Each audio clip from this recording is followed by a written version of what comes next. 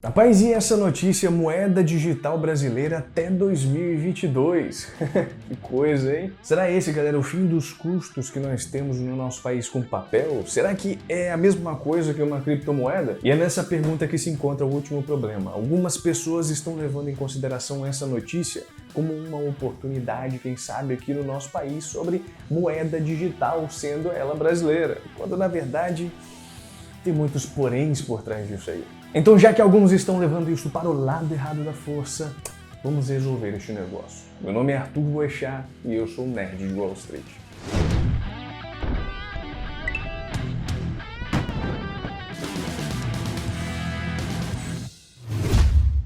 Rapaz, o assunto de hoje eu acho que merece um like bacana aqui, viu? Até porque vai esclarecer muita coisa para muita gente e também vai deixar a gente mais atento às notícias que saem por aí. Então dá play no like e vamos ao que interessa. A primeira coisa que a gente tem que levar em consideração aqui, seria a moeda digital brasileira a mesma coisa, o mesmo princípio por trás das criptomoedas? Não sei. A resposta, meus caros, é nem ferrando. Ah, mas Arthur, a moeda digital é igual a criptomoeda. Moeda digital, poxa, todo mundo é moeda digital, por que não? Sim, meus caros, mas muito longe do que as características que o Bitcoin leva, por exemplo. Uma das coisas mais interessantes do Bitcoin é ele não ter o Estado por trás querendo controlar tudo o que acontece, emitir mais Bitcoins, emitir menos Bitcoins. Isso não existe, sem contar que o Bitcoin ele é escasso. A quantidade total de Bitcoins que já existe no mundo, galera, foi estabelecida desde a sua criação. Só vão ter 21 milhões de Bitcoins em que poderemos ter acesso. Sendo que a gente só tem acesso até o momento a 18,5 milhões de Bitcoins, mais ou menos. Sendo que sim, a gente só vai conseguir no total só lá em 2140, se eu não me engano. É tempo pra caramba. Tempo pra caramba ainda pra gente conseguir acessar tudo. Ou seja, apenas 21 milhões e tem outra coisa. Se alguém, por um acaso, perder alguns Bitcoins, já era. Não tem como recuperar. Você perdeu um HD onde você guardou Bitcoins, nunca mais você vai conseguir ter aqueles Bitcoins de volta. Não importa o que você faça. Temos aqui uma tecnologia que não necessita de intermediários, ou seja, aqueles bancos no meio. Eu já falei isso aqui neste canal, nesse vídeo. E uma moeda que ela é deflacionária. E vai uma coisa aqui para vocês. Se tem algo que o governo não gosta, é uma moeda que pode vir a ser deflacionária. Querendo ou não, para os governos neste nosso mundinho, a inflação ela é necessária e eles gostam até um bocadinho bom disso. Mas Arthur, eu já parei no deflacionário, já não entendi foi nada ali. Não tem problema, eu te explico. Todo mundo aqui sabe o que é inflação, certo? Certo?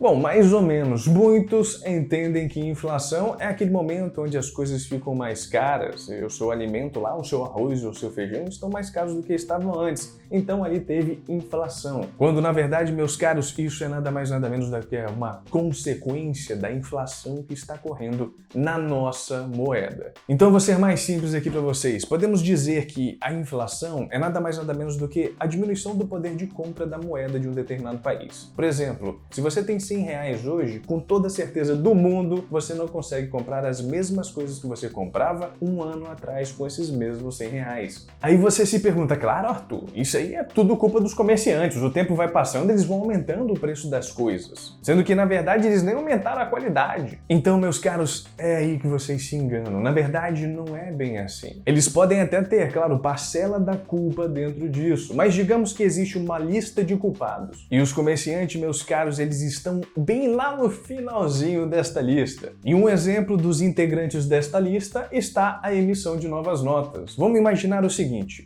João tem 100 reais. Aí o governo, dá a louca no governo, ele decide emitir mais 300 reais para poder dar para o João. Só que o que o João dá em troca ao governo em relação a esses 300 reais novos que o governo emitiu?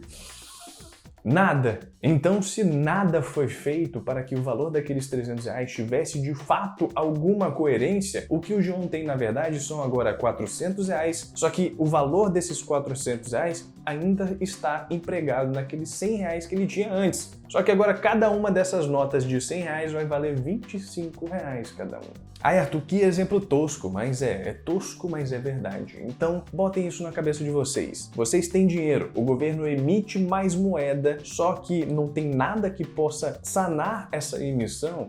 Isso significa que ele só está injetando mais notas em um meio onde já tinha um determinado valor, Só que o valor não aumentou, continuou o mesmo. O que aumentou foi a circulação de notas. Isso significa que aquele valor foi distribuído para todas as outras novas cédulas que tem agora. E galera, é exatamente assim que vai continuar sendo caso exista a moeda digital brasileira, que inclusive ainda está em estudo. E eu vou deixar aqui para vocês na descrição a notícia a respeito deste estudo que o Banco Central está fazendo. Não vai mudar muita coisa. O governo vai continuar por trás, ele vai continuar emitindo na hora que ele quiser. Ou seja, muitas características que o Bitcoin tem, que uma criptomoeda de fato tem, não vai ter por trás da moeda digital brasileira. Então vamos voltar um pouco aqui para o Bitcoin. Por que que ele é uma moeda deflacionária? Significa que com o tempo ele vai agregando mais valor. Além dele ser escasso, além dele não ter o Estado por trás, tentando fazer toda hora uma...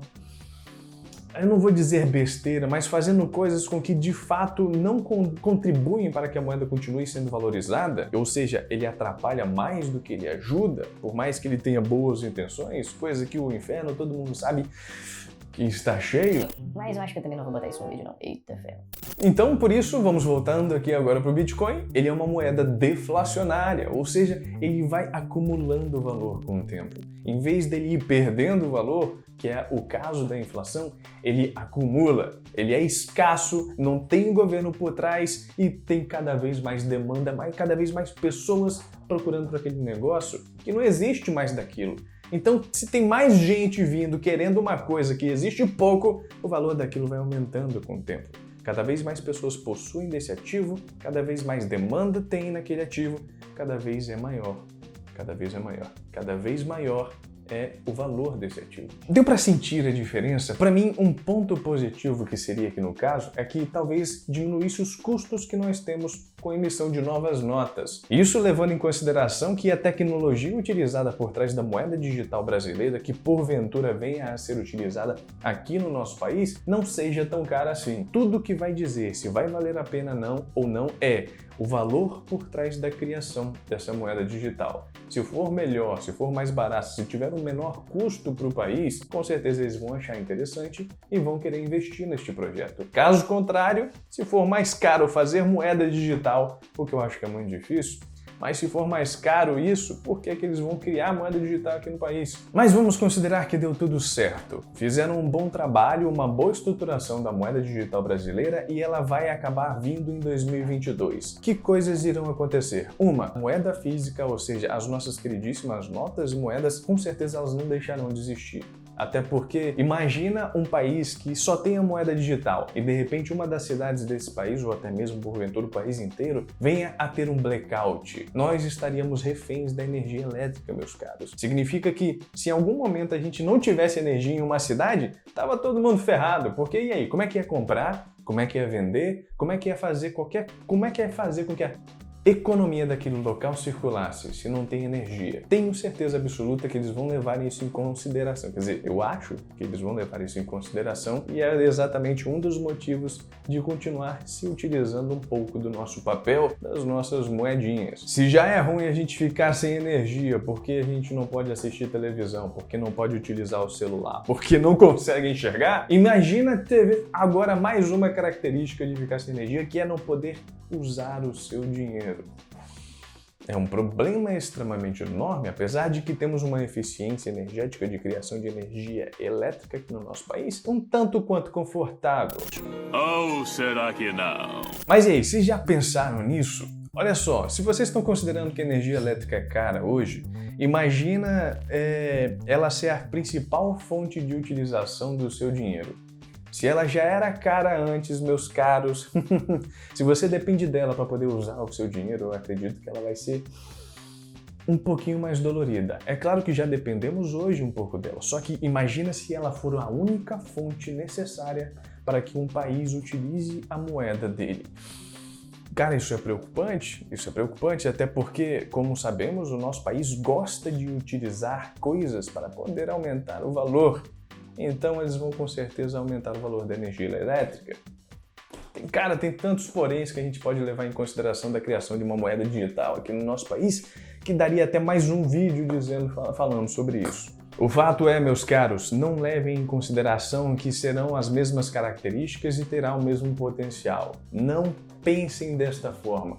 Moeda digital vai ser ótimo, talvez seja a melhor coisa que aconteça e talvez seja uma das coisas mais chatas que possa vir a ter aqui no nosso país, a depender de como isso irá influenciar outras coisas, como a energia elétrica do nosso país, como a emissão de novas notas, como se isso vai ser ou não mais barato ou mais caro.